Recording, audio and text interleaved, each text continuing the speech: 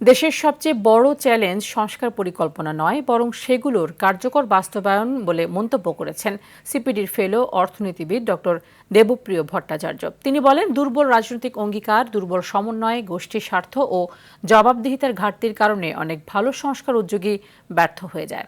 রোববার মহাখালী ব্র্যাক সেন্টারে সানেম এর নবম বার্ষিক অর্থনৈতিক সম্মেলনে তিনি এই মন্তব্য করেন। এ সময় তিনি আরও বলেন, বাংলাদেশের সংস্কার শব্দটি এখন একটি ফ্যাশনে পরিণত হয়েছে, কিন্তু প্রকৃত পরিবর্তনের জন্য প্রয়োজন রাজনৈতিক অঙ্গীকার এবং প্রাতিষ্ঠানিক দক্ষতা।